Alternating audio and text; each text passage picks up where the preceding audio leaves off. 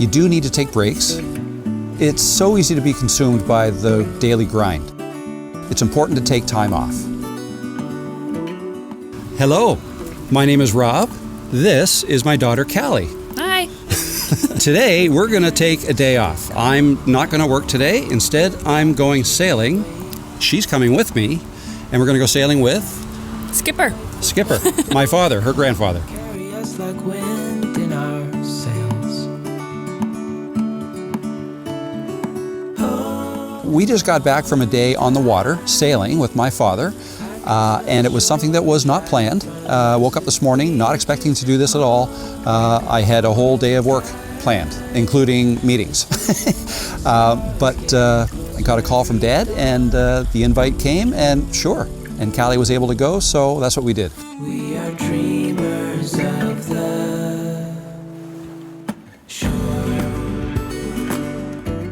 But while I was out there, it got me thinking, not only how lucky I am to be able to do that and have the flexibility in what I do. Being a YouTuber gives you that flexibility. You can kind of make your own hours.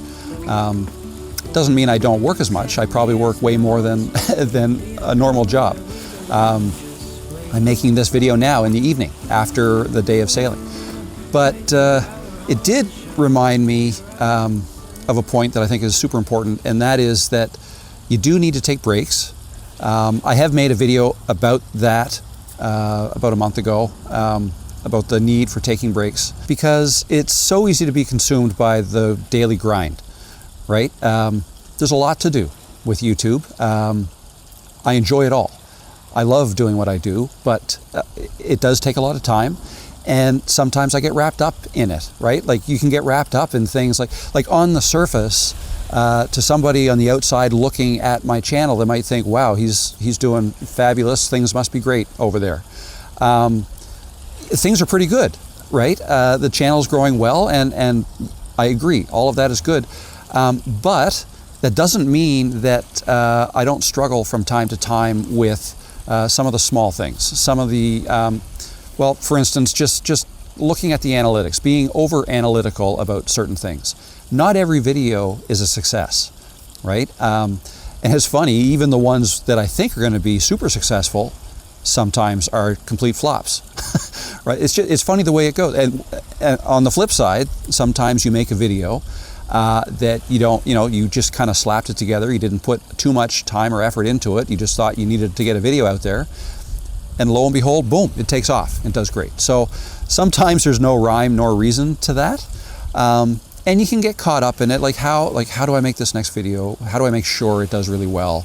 And you put more and more into the research. And again, I love all of that.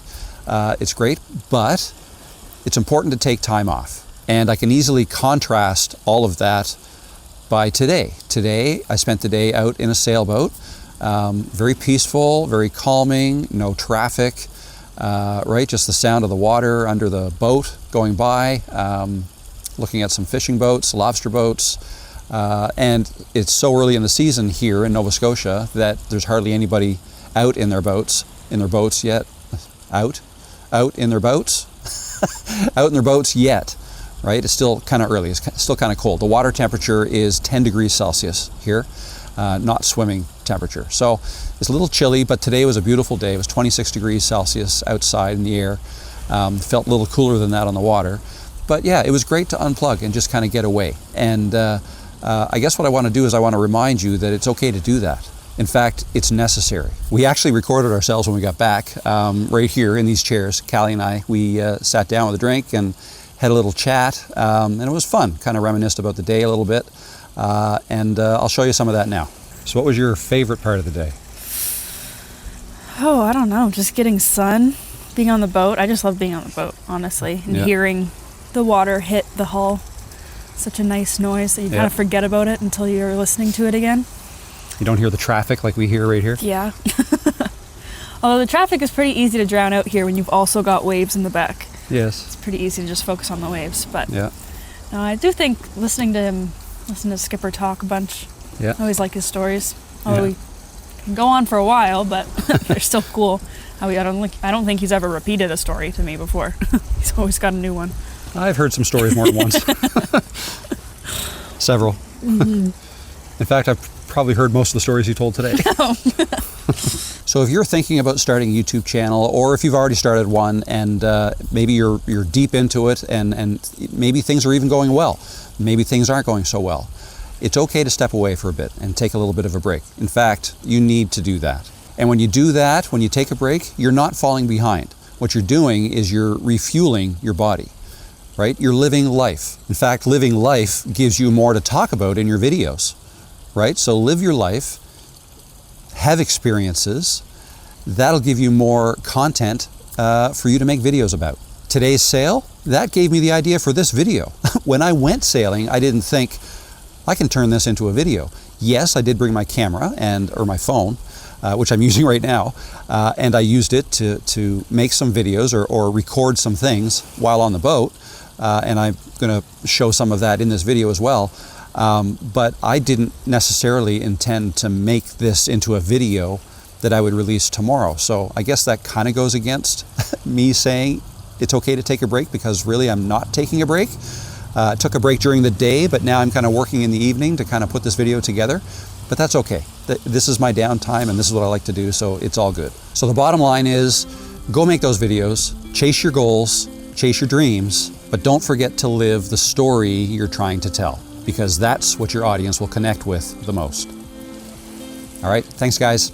I'll see you in the next video. Bye. Take a quick little morning, Callie. Getting everybody. There we go. So thank you, Skipper, for a great day. You're welcome. It was awesome around the home bay. Anytime. Thanks for coming on the sail today. Thanks for coming on the boat. Thank you for asking me. That's fun. Skipper loves it when we go sailing with him. Yeah, I bet. Especially you guys. I like sailing with him. We should go out more of this year. No, absolutely. Well, he's always got stories to tell. I love listening to them. He knows who owns every house in that bay, I think. No. But and 82 every years old. branch or company or anything. Yeah.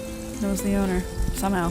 I mean, it's not YouTube, but I just remember I always hated talking in public, like when we used to curl, and I would have to talk to people at the end of a tournament and thank everyone for it, which is like, obviously you're supposed to do that. It's the like etiquette side of things, but I hated getting up in front of people. I would blush and I would get really quiet because I have a problem with speaking too quietly.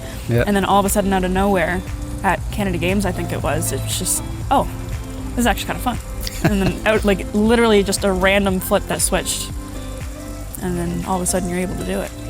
Did you see that my YouTube video where I talked about where I was on Peggy's Cove? I saw the bit that you accidentally posted on your Facebook. Oh yeah. Yeah, no, that was a short that I thought was just going to go into Reels, but it went onto my Facebook page, so I deleted it. But like, I saw the part where a guy walked by and you were like, yeah, I don't know if you noticed, but my voice went a bit low there. Yeah. And then a girl walked by right after and she kind of just stood in frame. I was like, okay. Well, the long form of that video, I filmed that last Thursday, and then Friday morning I put the video out.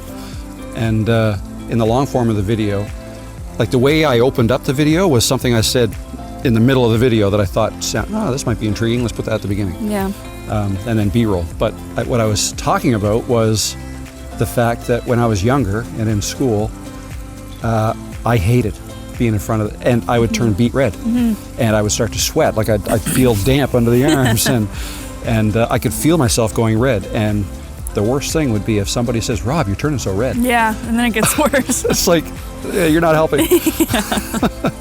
So yeah, no, I was, that's why I asked if you saw that video, because what you were just saying, that was me when I was younger. Yeah. I think there's also, I don't know, there might be like a different aspect to it now too, because like in my generation, there's not really a lot that requires you to do that anymore, because you can do everything from home, online, behind a screen. Like nothing really, like, I wonder if that's a bad thing. I don't think it's a good thing. Like I just finished my first degree, and I have not once, actually one time, and it was in my last class of my last semester, had to actually get up and do a presentation for the class. Yeah. The only time in 5 years. And how was that? Actually good, because luckily that flip switched for me, and I'm fine with talking in public now, and I'm honestly need to do it because I'm going to be a teacher, so kind of have to learn how to do that. But did the flip switch, or did the switch flip? I heard you say that the first time. And while we're thinking about that, I want to make sure this is recording. Oh, does a flip switch? We're recording. No, the first time you said that, I was thinking, The flip right? switch? When the flip switched. It's like the heat seater. The heat Turn on the seater heat or seater. seat heater.